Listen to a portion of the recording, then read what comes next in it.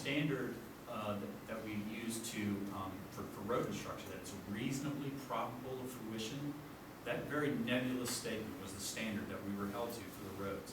It's not reasonably probable of fruition that Maryland 75 is going to be improved, just based on the information that we now have, that we know is good. So, and you get back to big business and tax incentives, and I don't want to be all over the map, but if we're giving tax incentives to big business, I mean, yeah, you can say that's a bad thing, but they're still building the tax base on a net basis, I would have to believe. I mean, I'm no expert in the Chamber of Commerce or any of that kind of stuff, but that is the economic driver that we need. We don't need more Burger Kings and advanced auto parts like we're getting here in Urbana. We need the big businesses. We need that to build a solid tax base. And get people off the roads. And get people off the road, reverse commuting. I mean, you know, the lanes are wide open coming 270 north in the morning. We have businesses here, we might get people from Montgomery County to come up in here, more people to work from Montgomery County here. And then you might have a need to build houses. I absolutely agree with the fact that those businesses aren't good. Where I say that there's an issue, and I'm not saying, right now, I'm looking at it, and it's not necessarily a bad idea. What I'm saying is, why aren't we giving those incentives to smaller businesses too? There's plenty of smaller businesses around here, high-tech jobs, high-quality jobs, 2, 3, 4 people that are high-paying jobs, just because of where we live.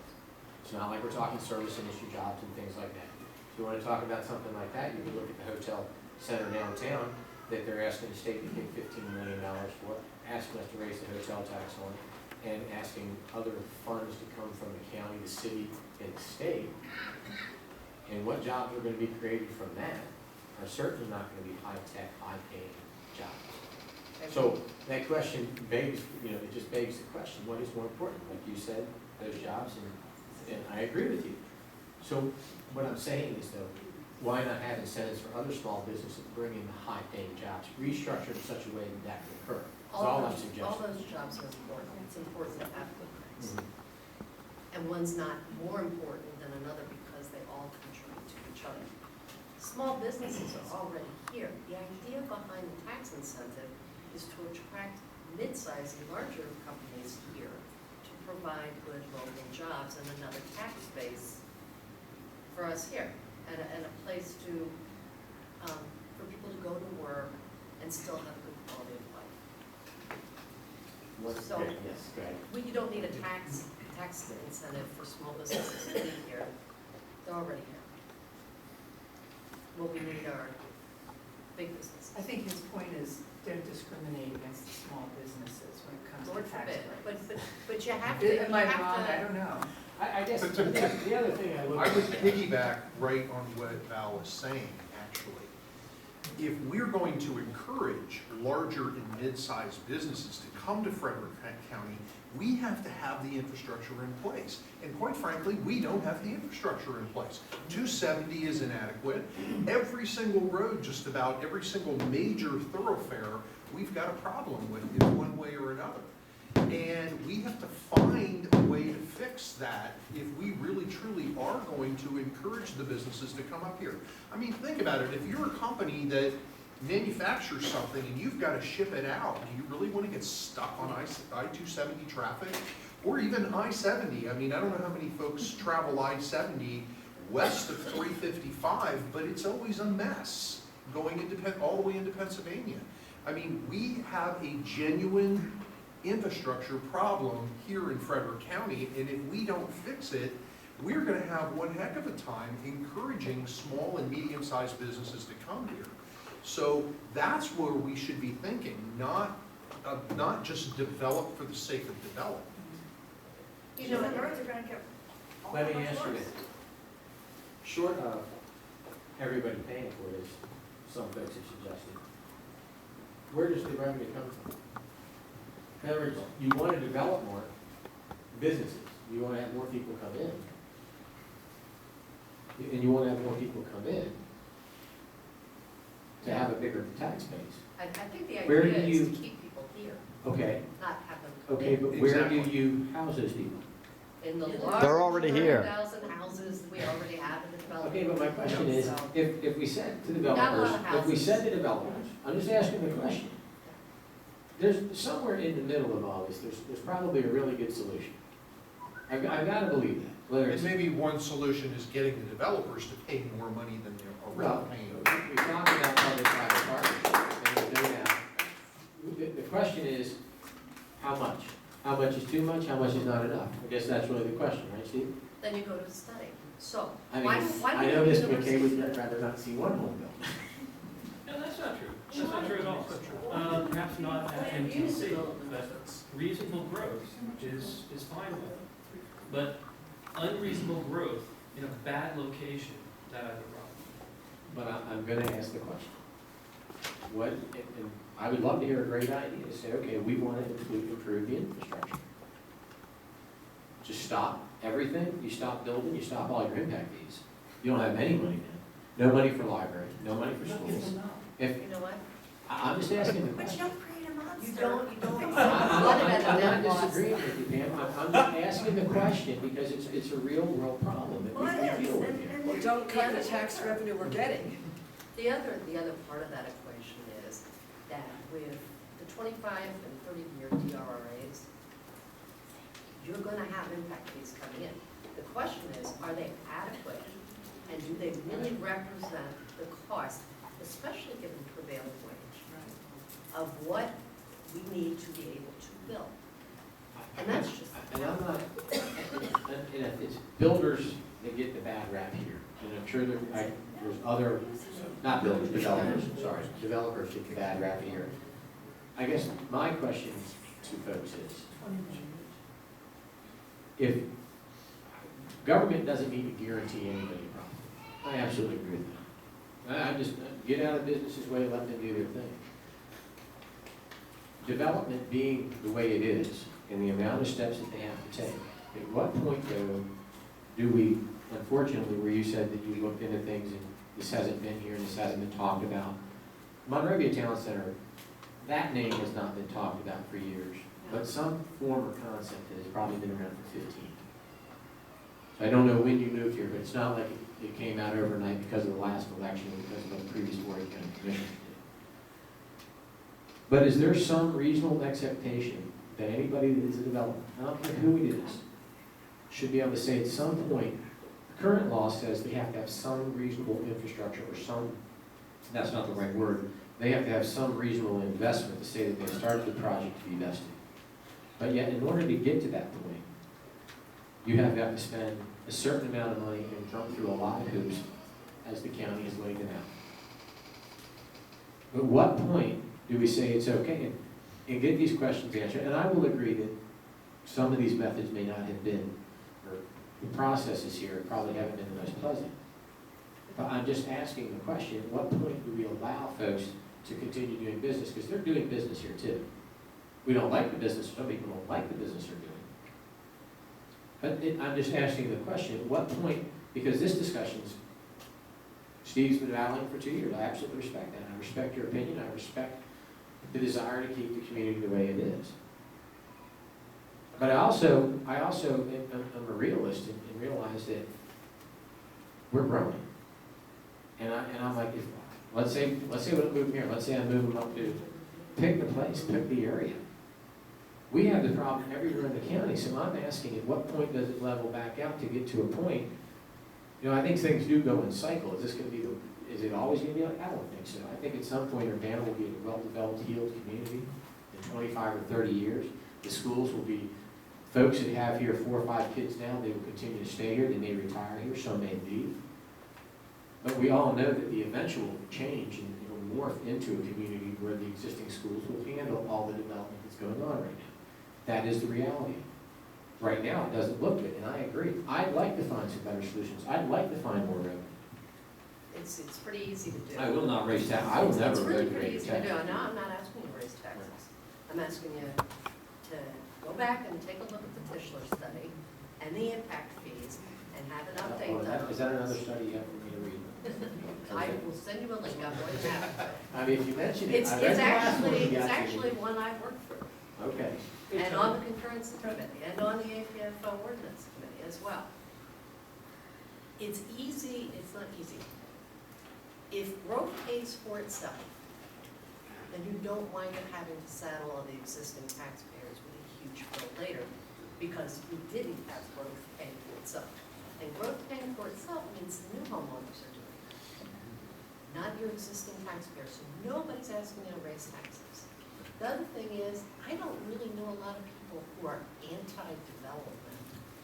I think most people I know are wanting to have responsible development. And responsible development goes back to having infrastructure and revenue that balances the cost of new growth. And the bottom line is, there's a cost of new growth, and we know that. And it's in the operating budget, and it's also in the capital budget, and especially when we wipe out things like impact fees and excise fees, and weaken the APFO. Those are three things you can do without raising anybody's taxes right now that starts to put us on a more sustainable path. Three, simple. Will you? I put it in writing, we'll look at it. But what, my Well, all the question? three things that you just listed, rather, I hear what you're saying, but I'm not I'd be happy you and I to will write. probably disagree, as the report I sent to you I read shows your report, that. and you know what, this is not a cost of services study. What this is a fiscal impact analysis that muddies together the operating budget and the capital budget together and the revenues, and really kind of has some interesting assumptions, and has an area where they have a disclaimer, even on page 4, about their study and their Well, underlying the assumptions. report you limited sent to me conditions. also has a disclaimer about it. But- They all do. No, here's my point. It's not a cost of services study. Cost of services study looks only at cost of services and the operating budget and the revenue to support the operating budget for the cost of services. Tischler and the impact fee study, that's all about the capital budget. So, you know, I don't want to beat this into the ground because I know people have other concerns. But if we're going to go forward with stuff, we need to be able to know how we're going to pay for that stuff.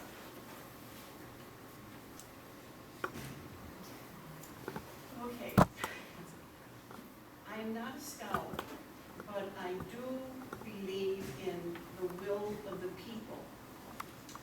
So my question to you, Tony, is consistently, when I come to these meetings, I would say 99% are against the Monrovia Town Center. We show up all the time for, you know, in Winchester Hall, and we vote, we do all this thing. So when can somebody like you of good, solid character stand up against the developers and say, or here's the other part of the thing I wanted to ask you about. How many folks come to you, maybe privately or at other meetings, and say, we really want the Monrovia Town Center? I'm just, you know, all I know is here and the people I talk to, against it. Do you ever run into anybody, or anybody come to you and say, I want the Monrovia Town Center? The library will be closing in 30. I guess that's kind of a statement. The library card, please. I have had several Monrovia people Town tell me. Center, Yes. only because I'm a good friend of the Welcome, and they are being abused, and everybody knows it, and they've been here forever. I have That's had, fine, you're a minority. have I had as many, have they showed up in droves? Have I had people actually call me and ask me? Yes, I have. I'm not hearing you, Tony. Who? I have had a couple people, I might say two, that have actually called up and said, yes, they want the Monrovia Town Center.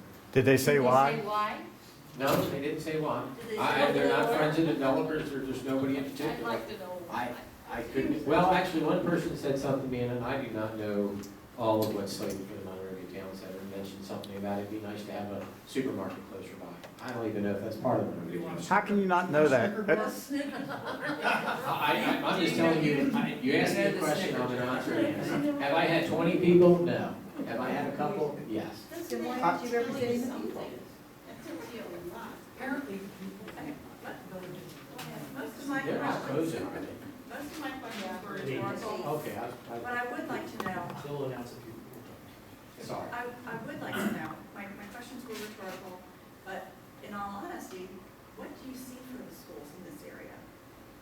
If all of these, developments start coming along here, we're having problems, with, there's 20 portables at Centerville, and that's a new school. We have 4 new elementary schools coming. What is your plan in District 2 for all the development? That's not really a rhetorical question, I think it's a fair Well, question. that is, but I meant. I think it's a fair question, everything that you asked. And if, So what's your answer? What's your plan? currently, if you look at development, the rate of development, the current economy, if it continues at the anemic pace it has been doing, we will have a new elementary school here in 2018. And then Urbana is slated to be torn down and come right after that. No one has a crystal ball, there's no doubt about that. So I can't sit here and tell you when all these things are gonna come online. I have asked folks, I've asked the folks at Elm Street and Oakdale, how far, what is your projected building? How many homes do they hope to build in Sand Lake Wing? Elm Street told me they would be really, really happy if they could build 100 homes a year. So that puts them on par for the 3,000 homes that they are at on their books. That's 30 years. When I look at Urbana, it's gone through spurts. There's been really years where they've built a lot, and there's been other years where they've built few. If you look out 4 years, I would just ask you this, and you have 5 years from now, you have 2 more elementary schools sitting here, and you've only built, say, 400 homes. Will they be enough to handle the capacity? No. You need a 4th elementary school just for Urbana for the development that's on the books of the group right now, so. And there again, I'm gonna check that one out, because it's easy to say, but I'm just suggesting that there's gonna be some ebb and flow there. And sometimes it's ahead of the game, and sometimes it's below the game, behind it, you know what I'm saying? But I guess I kind of meant more specifically, is the plan to continue to bring in more portables as the current schools that are there just keep bringing in more portables because we don't have the new elementary school yet, and yet we still have all these houses being built? Because portables, like 20 portables is not a solution. I didn't get to this part in my thing, but we have tornado warnings that come through here. And it's one thing if you're getting, 2 classrooms out of, 2 portables, you need some influx, with growth of schools. But when you have a portable city, I don't want my kids sitting in that portable when a tornado warning comes through here. You can't possibly get them out of there safely into a school structure. That is a real concern, and it's not acceptable to just assume that 20 portables anywhere in this county is acceptable, and then just to continue to keep approving. Oh, we're just shoving in portables. It's not a safe solution. I'd like to add to her statement there. It's not just a case if you have a tornado or something. It's an everyday safety concern. Centerville Elementary School, I have a kindergartner who goes there. There's many cars parked all the way out in Fingerboard. It's just waiting for an accident to happen. There's not sufficient traffic control, and it's only going to get worse. If you have more development, there'll be more people that bring their cars, bring their children to school. There's no place for it now. So it's not just the school itself. It's just the location can't handle more growth with the people bringing. The middle school, you've got, you have a crossing guard, but, the more traffic and the more trucks that are going up and down 80 there, and we know how that lines up, that's gonna be a disaster right there. There's 10, 12, 15 cars parked along 80 waiting for their children to cross the street and to get into their parents' car. And they're lined up and down the, I have a question On the about other that. side I don't of get the- that. I'm sorry? they're on the other side of me? Yeah, they're on the other side of, Right, with, where the kindergarten is? not Windsor Mills, middle school. Is it, Urbana Middle School. They are crossing Well, the road. do they provide is there any police up there? There's a crossing guard, but you have, Is the crossing guard a sheriff or? I believe so, I but don't think still. so. No, I thought it was. That's. He's got a uniform, but I don't think. I'm just saying, if there's cars parking on the south side of 80, that's, if they're in the development, that's one thing, but if they're on No, they're parked on the west side of 80, that's And they've not been that supposed way to be. for years now doing that. Well, and it's just gonna get worse. This is Centerville. Elementary.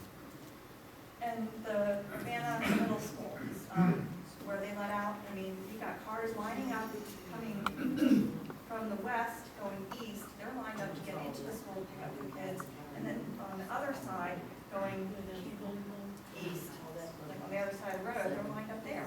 And also in the neighborhood. I mean, it's just gonna go. No, recently, someone, and they alluded to me, there have been some issues out here, but also the 355, right from here, from the circle out. Has anybody here experienced problems? There was a car overturned there the other day. Yeah, so you're talking about from Bremen Street all the way down To the- right before the last speed circle, all Right. the way down to Urbana Pike, correct? Right. Well, no, from the circle, right, Leewall, what's the road? There's Sprig Street right there. Sprig Street, Correct. all the way out to the 350, well, to where, The old the old 55. Right. Correct. We did get someone send in some pictures of the accident and everything else, and we're concerned about that area there, which we've asked the traffic people to look at that and see if they can put any more traffic calming measures there. I don't know the answer to that. Green Valley Elementary, what's the status of that school? It was so old. It's still open school, so to speak, but yet there's classes going on in there all the time. And there again, with the traffic going up and down the road, when you pick up children there and go to come across, you're taking your life in your hand because the dump truck's just about run you over. That's another situation where there's an accident, just a tragic accident. Yeah, the buses Waiting are to trying to get happen. out of there safely. Yes, and it is horrendous. I do not know, I didn't see Green Valley anywhere in the capital improvements project. Well, I tell you, it is horrendous. You really need to take a walk through there and just see what those teachers are doing. In all honesty, the BOE does their studies and they put forth what their priorities are, But and you're, then they come back to us. I will be happy to interject on our behalf. I'm just saying the normal process for them is to say what their priorities are. You know, they've been asking for Frederick High School for a long time. Their next priority is Centerville. Their next priority is Butterfly Lane, which has also been pushed back. I forget the name of that high you school. would absolutely be shocked if you walked through that school. You'd give every one of those teachers a pat on the back, and you would absolutely be shocked if you walked through there. The unfortunate part is renovations always get pushed to the back. I know, I teach. Right. Yeah, and so you have all this new school construction, Hold on. you can't afford to do all that either, so. But the renovation part, again, it's about impact fees.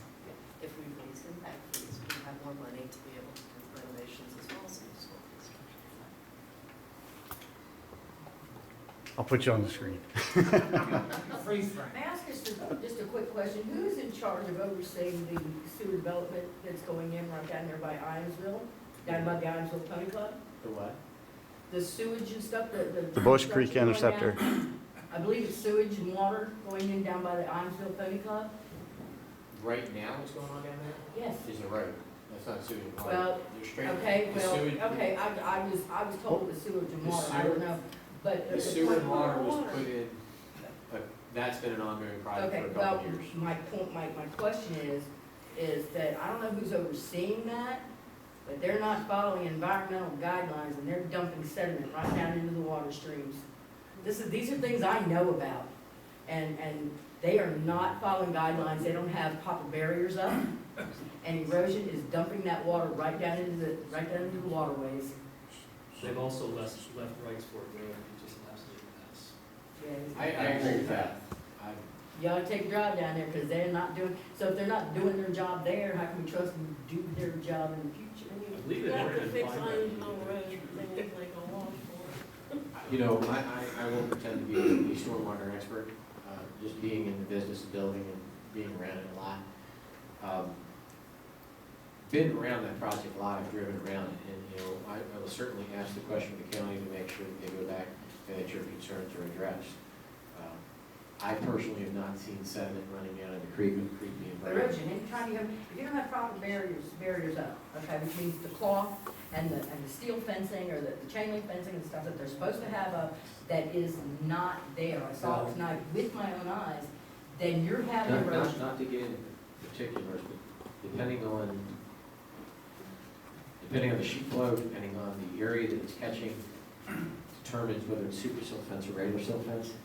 You know, I can personally drive down there and look, and I just do not pay attention. I do know that what I have seen is it's ringed on both sides, all the way across there.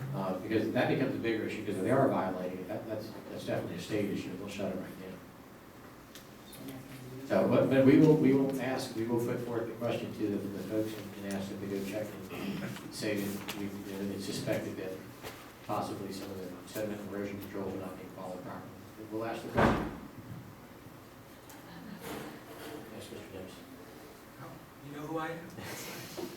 First of all, I want to thank you for allowing these to be recorded, because I was on vacation last time, planned it perfectly at the last meeting, and it was very helpful listening to how it goes. And I appreciate you having that meeting and also having this follow-up meeting with us as well. It's not great, it's the right thing to do, and you've done it now twice, so thank you. It took me 90 minutes to get home today for a 30-minute drive. So part of what we have to, roads are a serious concern.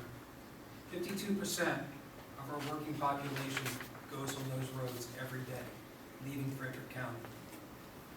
When the approval was occurring for the different homes, there was such a small percentage of light commercial to new development that it was basically a joke when people said, well, we're building this small commercial here for about 500 jobs, but we're building a development around it for 2,000 people, okay? Maybe Monrovia Town Center, instead of an old, elderly, which I fall into, community, might be better for light commercial, to be able to do some of the small, medium, and large size businesses coming in place. One of the things I talked with Blaine early on, and I know Blaine's not a popular word around here, okay, but Blaine and I had some serious conversations when I was running as well. We have here two sets of numbers that have been given to us. We really don't know which is the real number. First thing I wanted to do, and maybe you can consider this, is to go and look at, I think we estimated it would be about $2.5 million to do a plan. What would 75 look like? We pre-fund it. So in other words, we have here $10 million partner, and we're talking about public-private, working together. If we have 10 million here, 2.5 million or other investments could become very valuable, at least getting us a plan. Because before all this development occurs, we may find that some of this road of 75 may be better served protecting the current residents by running it through some of the new development areas. Don't know. It's where experts say where we're all of a sudden we're starting to build. Then we decide to figure out how to run 75. Now all of a sudden we might be running, the new 75 may be better served running through some of the farmland that may be tagged for some of the new development. So it's a way of at least looking at it first and putting it out there. So it's not 500 million at this time. It's not even 296 million. It's 2.5 million, which could be done in a relatively short period of time. So at least we know the way the road should best run. We can pre-fund it, and then the state could look to reimburse down the road if they decide to move forward. But right now, there's nothing there. So how do we entice businesses? Well, by at least having, let's say, the MTC was like commercial. And I'm talking about bringing in the IT. We have a lot of IT people up here. We have a lot of chemical people who are into biologies and medicals. It's a perfect location in the IT world. We need more facilities to be able to set up remote testing sites. So working with some of the large consulting firms to set up secure lines to multiple agencies from up here would be an ideal thing to do, low impact, and allow people who are currently living up here not having to drive down the road. So there's things to look at. And I think, and again, I appreciate what you're doing here. And it's, are you suggesting, well, I should not suggesting, you wouldn't mind seeing more light commercial in the Monrovia Green Valley area? it would balance out a little bit of some of the development that's going all around it. And when I hear suggestions like this, the only thing that gets me frustrated is... Well, it's however you want to classify it. Whatever it would take. I mean, I know from personal experience, a friend that has a business over here in a retail place would like to have a light commercial place to move their business to because it would be better suited, because all we have is retail down here in Ravenna. We don't have any light commercial. I know that the area behind, if you're across